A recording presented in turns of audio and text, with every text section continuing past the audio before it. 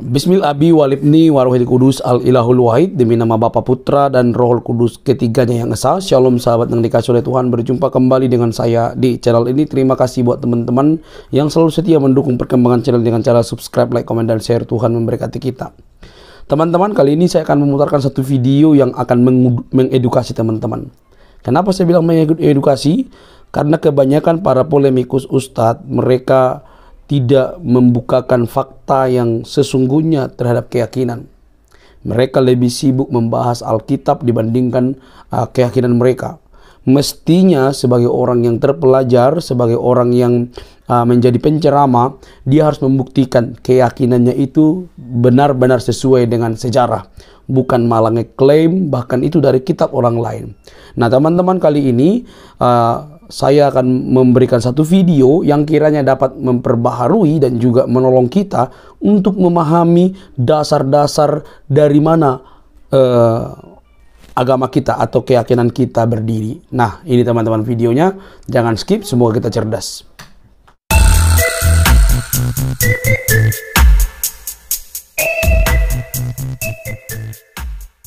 Saya cuma berpikir begini, karena saya sudah biasa baca Bible, saya tahu bahwa kalau Kristen itu keturunannya dari Ishak, kalau Islam itu keturunan dari Nabi Ismail alaihissalam. Kita mikirnya cara beribadahnya aja beda, Tuhannya sama. Ternyata nggak begitu.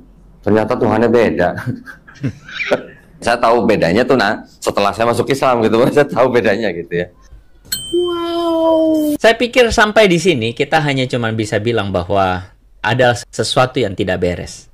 Karena itu teman-teman, saya menunjukkan kepada Anda semua bahwa yang pertama, kalau sampai ada orang Kristen yang mengatakan Tuhan Kristen dan Tuhan Islam sama saja. Nah, ini udah gagal paham, ya. Ini udah gagal paham. Jangan lupa, bukan saya yang ngomong, Donny Tan pun ngomong, Tuhan kita beda, ya. Karena memang Tuhan kita beda. Nah, teman-teman, mungkin sebagian tidak siap. Kok apa nggak bahaya ngomong begitu? Ya nggak apa-apa. Tuhan kita memang beda, nggak ada masalah. Toh kita masih tetap bisa berdampingan kan?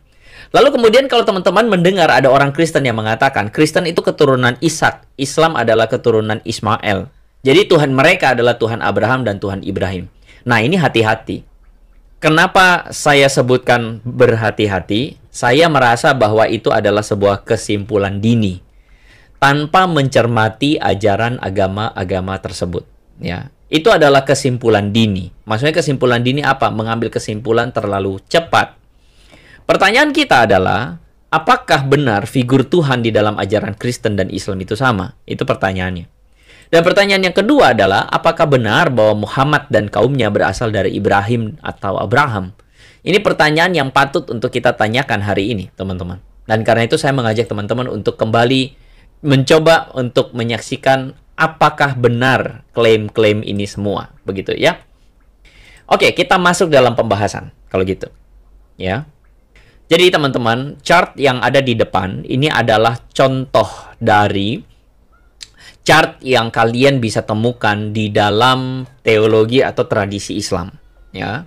Jadi ada sebuah diagram silsilah di mana Muhammad itu ditarik garis silsilah atau genealogi nasabnya dari Ismail dan kemudian mengarah kepada Ibrahim atau Abraham yang mereka pointing on dalam ajaran kita. Sedangkan kita jelas-jelas Abraham punya anak Ishak, lalu kemudian Yakub, ya. Ini saya tidak mengiyakan semuanya ya, tapi kira-kira mereka mau mengarahkan, oh kira-kira ini loh, ada Isa alaihissalam, lalu kemudian ada Yohanes Pembaptis, Yahya, lalu kemudian ada Muhammad, dan ini ditarik kepada satu tokoh yang sama. Nah, apakah benar ketika mereka mengatakan demikian? Apakah benar? Ini pertanyaannya. Saya akan berikan kepada Anda sebuah fakta yang mungkin sulit untuk dipahami, ya, atau sulit untuk diterima. Di mana saya menemukan data bahwa para ulama klasik Islam justru menentang pandangan bahwa Muhammad adalah keturunan Ismail. Ya, ini faktanya. Misalnya, tulisan dari Muhammad Ibnu Sa'ad Ibnu Mani al-Hashimi, ya, Ini adalah seorang ulama yang terkemuka dari Islam. Dia berasal dari kira-kira abad kedua Hijriah atau 2 abad sesudah Hijriah atau hijrahnya Muhammad ke Madinah, begitu ya. Nah, Ibnu Sa'ad ini menuliskan kitab Al-Tabaqat Al-Kabir, di mana nanti kita akan lihat apa isinya. Lalu kemudian yang kedua, saya menukil tulisan dari seorang ulama atau seorang intelektual Muslim bernama Al-Mas'udi, ya, atau lebih tepatnya Abu Al-Hasan Ali Ibnu Al-Husain Ibnu Ali Al-Mashhudi, ya. Al-Mashhudi ini adalah seorang intelektual, seorang cendekiawan, seorang sejarawan, begitu. Nah, dia ini menuliskan juga tentang pandangan bahwa Muhammad bukanlah keturunan Ismail, begitu, atau meragukan pandangan bahwa Muhammad adalah keturunan Ismail. Dan yang ketiga, kita akan melihat pandangan dari Abu Bakar Ahmad Ibnu Husain Al-Baihaqi. Beliau ini adalah seorang pakar dari hadis dan sirah yang berasal kira-kira dari abad keempat Hijriah. Abad keempat Hijriah berarti abad keempat dari tahun Hijriah, ya. Bukan Masehi, ya, tapi Hijriah, begitu. Nah, 3 cendekiawan ini, baik itu Ibnu Sa'ad atau Al-Mas'udi dan juga Al-Baihaqi, ini mengatakan hal yang menarik. Mari kita saksikan sama-sama. Ibnu Sa'ad misalnya, dia mengatakan bahwa ketika Muhammad itu mendetailkan keturunan garis nasabnya, Muhammad dikisahkan oleh Ibnu Sa'ad stop pada orang atau nama sebelum Ismail. Itu kata Ibnu Sa'ad. Jadi Ibnu Sa'ad ini mengatakan bahwa tidak bilang bahwa Muhammad itu garis keturunannya kepada Ismail. Itu Ibnu Sa'ad. Lalu kemudian, jadi jelas-jelas Muhammad itu stop di sana. Jadi tidak mau melanjutkan, ya. Lalu kemudian Al-Mas'udi itu yang hidup di abad ketiga Hijriah itu mengatakan bahwa Muhammad itu melarang Muslim, melarang para pengikutnya atau umatnya untuk mengajarkan atau mencari garis keturunannya sesudah Ma'at. Nanti saya akan tunjukkan kepada Anda Ma'at ini siapa, ya. Ma'at ini kalau di dalam diagram orang-orang dalam tradisi Islam, misalnya mereka menggariskan Muhammad kepada Ismail dan Ibrahim. Ma'at ini namanya ada di generasi kesekian dari Ismail. Dari Abraham, Ismail, lalu kemudian Adnan, Ma'at. Ya, teman-teman bisa melihat ini. Ini garis keturunannya Muhammad. Nah, jadi Al-Mas'udi ini mengatakan bahwa Muhammad itu melarang umat Muslim untuk menarik lagi dari Ma'at naik ke Ismail. Itu dilarang. Begitulah kira-kira. Nah, jadi 2 ulama klasik, yaitu Ibnu Sa'ad dan Al-Mas'udi, itu mengatakan bahwa Muhammad itu dengan aktif melarang umat Muslim untuk menarik nasabnya kepada Ismail. Nah, ini faktanya begitu. Nah, Imam Al-Baihaqi adalah seorang pakar hadis dan pakar sirah. Ini mengatakan bahwa dia menyetujui pendapat dari Ibnu Sa'ad dan Al-Mas'udi. Dia mengatakan bahwa bahkan dikatakan dia menentang anggapan Muhammad itu adalah keturunan Ismail. Begitu. Nah, data ini kita akan bisa temukan di dalam tulisan dari Al-Baihaqi, Al-Mas'udi, Ibnu Sa'ad. Nah, cuman pertanyaannya adalah kenapa umat Muslim kemudian maksa bahwa Muhammad itu harus nasabnya kepada Ismail? Kenapa harus dipaksakan begitu? Kalau misalnya ada yang tidak terima nasabnya Muhammad tidak tersambung kepada Abraham, kepada Ibrahim, kepada Ismail, jangan protes, karena ini adalah pendapat ulama-ulama Anda sendiri, begitu ya. Nah, misalnya ada seorang Dr. Yasir Qadhi, ya. Dr. Yasir Qadhi ini adalah mendapatkan Magister of Arts dari Islamic University of Medina, Dan dia adalah seorang lulusan philosophical doctor dari Yale University. Yasir Qadhi mengatakan seperti ini. And if you look at some of the charts printed in the Muslim world, and we find them in our houses, you find a lineage of the Prophet all the way to Adam. This chart is half fact, half myth, and half fiction. As for the fact, it is between us and between Prophet and Adnan. That's a fact. From Adnan to Ismail, somewhat of a myth. From Adnan to Ismail, somewhat of a myth. Then from Ismail to Adam, this complete, we take it from the Jewish Christian sources. Anda baru saja menyaksikan perkataan Dr. Yasir Qadhi. Dr. Yasir Qadhi dengan clear mengatakan bahwa, ini ya, saya ulangi lagi ya. Kalau Anda melihat beberapa diagram tradisi Islam tentang genealogi atau nasab dari Muhammad kepada Ismail, maka Anda akan menemukan garis keturunan Nabi itu sampai kepada Adam. Itu dalam diagram yang dipercayai oleh teman-teman Muslim. Tetapi diagram itu menurut Yasir Qadhi sebagian terdiri dari fakta, sebagian mitos, dan sebagian fiksi. Itu kata Yasir Qadhi, bukan kata saya. Ya. Lalu kemudian dia mengatakan yang fakta itu, ya tentu saja dia Muslim ya. Yang fakta itu adalah dari Muhammad kepada Adnan. Anda masih ingat ya, Adnan itu adalah sesudah Ismail. Ya. Tapi kemudian dia mengatakan yang Adnan kepada Ismail sebagian cuma mitos. Cuman mitos. Kalau mitos berarti apa? Berarti tidak benar. Begitu. Ini kata Yasir Qadhi, bukan kata saya. Begitu ya. Lalu kemudian dia bilang yang dari Ismail kepada Adam, yaitu ambil data dari Yahudi dan Kristen. Jadi bukan dari sumber Islamnya. Nah, mungkin teman-teman kemudian ada yang mengatakan, wah Yasir Qadhi ini kan ulama sembarangan, ngawur. Nih, fotonya nih, Yasir Qadhi nih. Ini foto sama siapa? Coba lihat dulu, ini siapa ini? Coba. Ini cerdas cermat, ya, cerdas cermat. Buka cepet-cepetan, siapa ini? Yasir Qadhi ini siapa? Yasir Qadhi ini adalah teman baik satu golongan bersama-sama dengan Zakir Naik, gitu ya. Idolanya Don Diton, ya, idola banget gitu.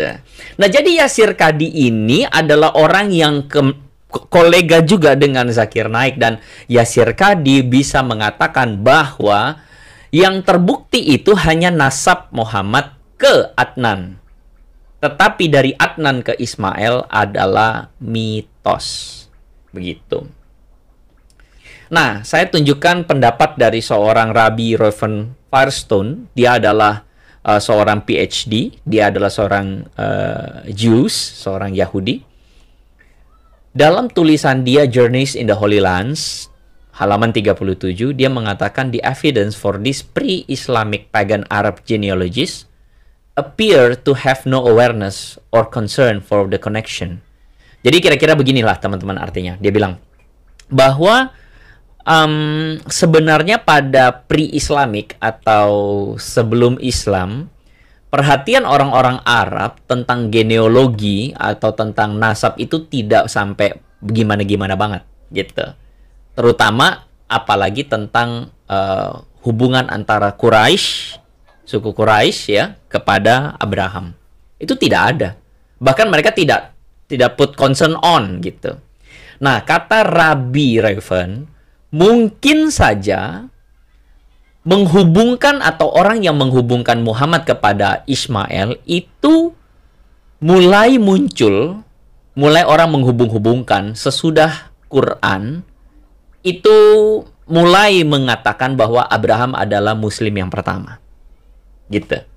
Jadi menurut Rabbi Reuven Firestone nih, dia bilang begini, bahwa sebelumnya orang Islam nih gitu tidak pernah menghubungkan Muhammad dengan Ismail. Nggak pernah. Karena memang bisa jadi memang nggak ada.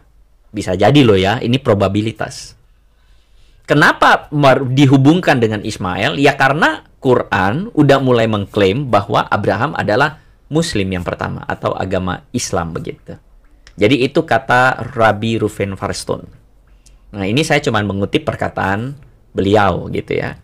Nah, ini bisa jadi opsi teman-teman, bahwa bisa jadi, saya ulangi lagi ya, bisa jadi bahwa memang hubungan antara Muhammad dengan Ismail itu dimunculkan belakangan. Seperti kata Nas Yasir Kadi, dia bilang dari Adnan ke Ismail itu mitos. Begitu.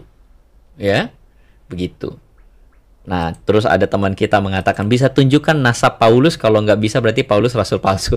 Enggak, saya tidak bilang bahwa Muhammad adalah nabi yang tidak benar. Saya tidak bilang itu loh.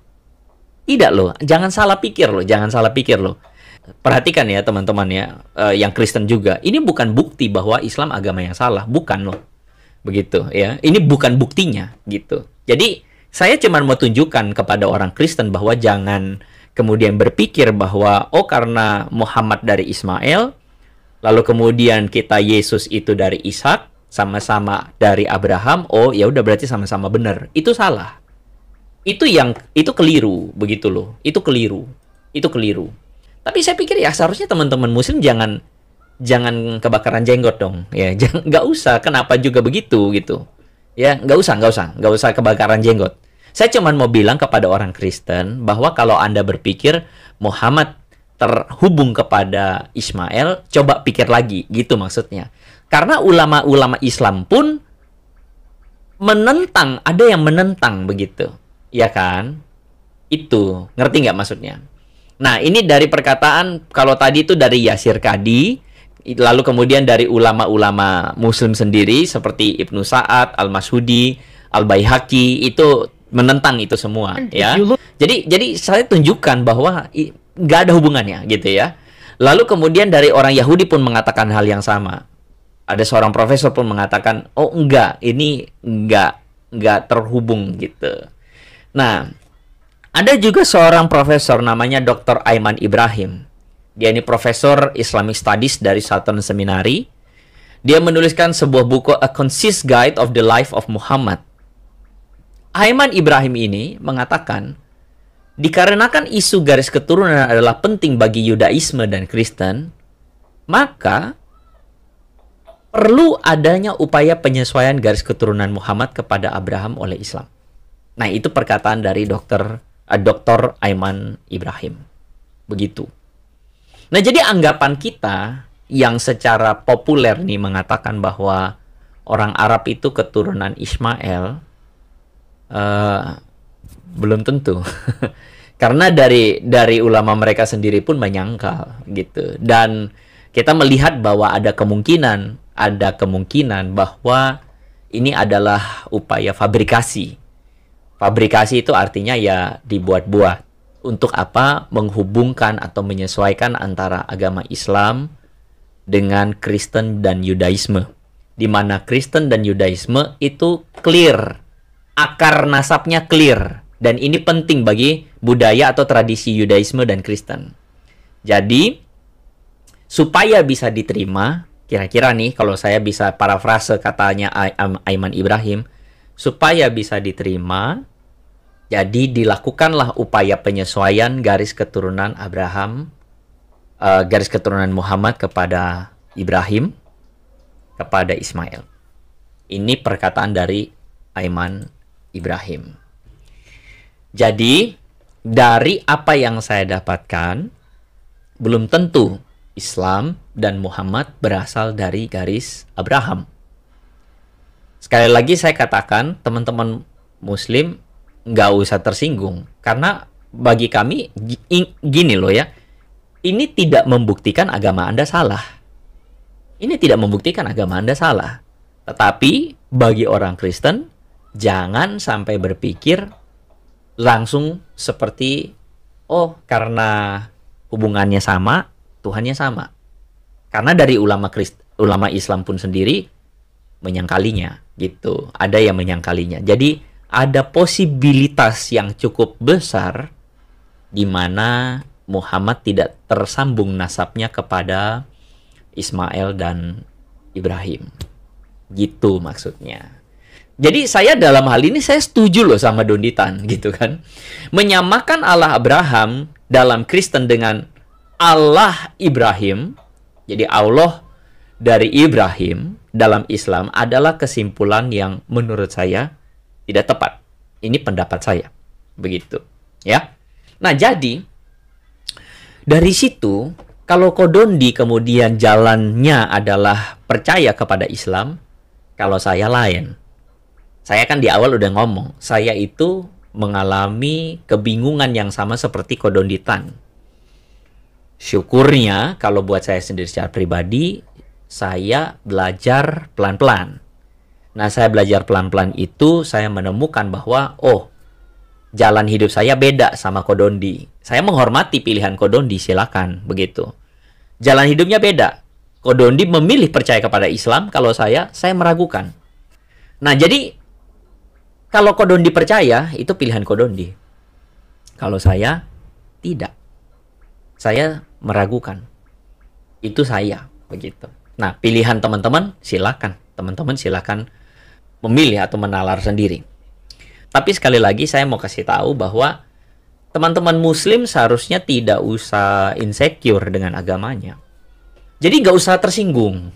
Kenapa ya? Karena ya kalian harusnya pede dan secure dengan ajaran agama kalian. Terlepas dari apakah semisal memang Muhammad tidak tersambung nasabnya kepada Ismail, ya nggak usah marah dong.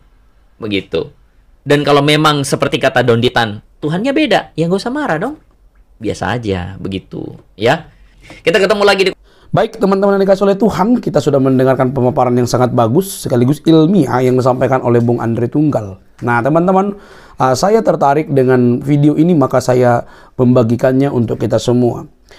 Alangkah baiknya kalau kita berkeyakinan, kita benar-benar tahu kenapa kita memilih keyakinan itu, atau tahu kenapa kita harus mempercayainya, atau tahu dari mana asal muasal dari keyakinan itu. Kalau soal inti dari definisi agama, semua agama definisinya pasti sama, karena itu dibuat manusia. Tapi kalau misalnya kita masuk ke dalam inti poin atau makna-makna teologisnya, maka kita mesti mencari tahu dari mana berdirinya dan apa asal sejarah daripada agama itu sendiri. Nah, teman-teman, di dalam video-video yang barusan kita dengar dari pemaparan yang ilmiah dan juga dari literaturnya, dan ditampilkan juga beberapa bagian dari potongan para cendekiawan Muslim untuk membuktikan bahwa sang baginda itu bukan keturunan atau Islam, bukan keturunan daripada Abraham. Nah, itu diucapkan oleh teman daripada Zakir Naik. Bayangin coba, teman Zakir Naik itu dapat membuktikan. Nah, teman-teman, saya tidak perlu jauh-jauh kepada Zakir Naik. Nah, saya perlu bilang bahwa pernah saya bertemu dengan seorang ustadz pemilik pondok pesantren di Madura. Lalu saya bertanya, ketika dia suruh saya membaca sebuah buku, membaca sebuah buku ya, keturunan daripada Abraham, Ishak dan Ismail. Lalu di rentan panjangnya itu keturunan-keturunan selanjutnya baru ada disebutkan Nabi Muhammad. Nabi Muhammad ini yang mau dicari bagaimana alur ceritanya sehingga dia menjadi keturunan Ismail, teman-teman. Kan selama ini kita bisa mendengar bahwa bahkan beredar di mana-mana, bahkan semua Muslim pasti mengikutinya ya, bahwa Nabi Muhammad itu keturunan daripada Ismail ya. Oke lah, itu keyakinan teman-teman, saya tidak mau ikut campur. Tetapi yang mau saya katakan adalah, ketika saya bertanya kepada pendiri pondok pesantren yang dari Madura itu, dia kasih buku kepada saya, lalu saya baca untuk menelusuri keturunan atau silsilah daripada sang baginda, maka saya tidak menemukan sama sekali. Nah, ketika saya selesai membaca itu, lalu membuat ringkasannya, lalu saya bertemu secara langsung dengan pemilik buku itu, atau yang memberikan buku itu kepada saya, yaitu pendiri pondok pesantren tersebut. Maka saya tanya kepada dia, teman-teman. Saya tanya kepada dia, saya tidak menemukan di dalam buku ini bahwa Ismail itu memiliki keturunan sampai kepada sang baginda, saya bilang. Ketika dia mendengar pertanyaan saya di meja makan waktu itu, dia langsung kaget dan berhenti. Lalu mendekatkan kursinya kepada saya. Apa pertanyaanmu? Saya tidak menemukan benang merah atau silsilah dari Ismail kepada sang baginda seperti itu ya, kepada sang baginda. Maka dengan mulai dia terdiam lalu memberitahu kepada saya, pertanyaan ini jarang ditanyakan. Bahkan kamu berani menanyakan ini kepada saya, kata pemilik pondok pesantren itu. Lalu saya minta, terus apa maksudnya? Saya bilang, kan memang tidak ada dituliskan secara langsung di sini secara silsilah dari Ismail, lalu keturunannya sehingga sampai kepada sang baginda. Saya bilang. Lalu dia menjawab sesuatu yang begitu membuat saya itu kaget sekali, karena ini memang diucapkan oleh seorang pendiri pondok pesantren dan bergelar ustadz, teman-teman. Nah, tetapi saya tidak ingin mengucapkan apa yang disampaikan itu. Intinya, teman-teman, karakter daripada Ismail ini intinya karakter daripada Ismail itu dimiliki oleh sang baginda ya. Karakter daripada kekuatan-kekuatan atau prinsip-prinsip atau perilaku-perilaku daripada sang Ismail itu yang ada. Menurut Ustadz tadi, itu yang ada di dalam diri sang baginda. Nah, itu menjadi sebuah pemikiran gitu ya. Benarkah Ismail menjadi cikal bakal bahkan menurunkan sang baginda seperti yang selama ini kita tahu? Nah, saya bukan mendiskreditkan seperti yang dikatakan oleh Bro Andre Tunggal ya. Kita memang harus berbeda. Allah kita berbeda, tidak perlu takut sebenarnya. Allah kita memang berbeda. Tuhan kita berbeda, agama kita juga berbeda gitu ya. Bahkan semua berbeda. Artinya gini, kalau kita berbeda bukan berarti kita tidak saling menghargai. Tapi yang perlu kita mau beritahu adalah, kritislah terhadap keyakinanmu, carilah kebenarannya, benarkah seperti itu? Kalau memang dari keturunan dari Ismail, tidak mudah untuk mencari tahu itu. Pasti bisa dicari tahu. Hal-hal ini juga pernah saya tanya, seperti saya katakan tadi, saya pernah saya tanya di kampus atau sama dosen, itu pernah saya tanya hal ini. Saya tidak menemukan ada jarak yang hilang antara keturunan sang Ismail, keturunannya, lalu kepada sang baginda, dan itu ratusan tahun itu jarak yang terputus. Dan saya bilang saya tidak menemukan itu. Nah, teman-teman mungkin bisa jawab saya atau jawab case-case ini supaya kita juga sama-sama saling belajar dengan baik ya. Sekali lagi, tidak ada maksud apapun, tetapi yang penting adalah ingat apa yang disampaikan oleh rekan daripada Dr. Zakir Naik itu merupakan PR yang penting buat para polemikus, buat ustadz untuk menjelaskan kepada umat Islam, gini loh keyakinan kita. Ya, jangan sampai mereka sibuk membahas Alkitab, menafsirkan Alkitab, mencari-cari kesalahan Alkitab, tuduh palsu, ternyata di internal kalian Ustadz aja tidak bisa menunjukkan bukti-bukti itu. Jangan ngeklaim ya, jangan klaim. Ya, kalau kita main klaim, semua orang bisa mengklaim, teman-teman. Oke? Jangan kepanasan. Ini bentuk secara terpelajar atau belajar memiliki literatur, maka bantah dengan literatur yang sama untuk membuktikan bahwa narasi-narasi ini salah. Oke, teman-teman, sampai di sini video saya. Jangan lupa untuk mendukung dengan cara subscribe, like, komen, dan share. Sampai ketemu di video selanjutnya. Bye-bye.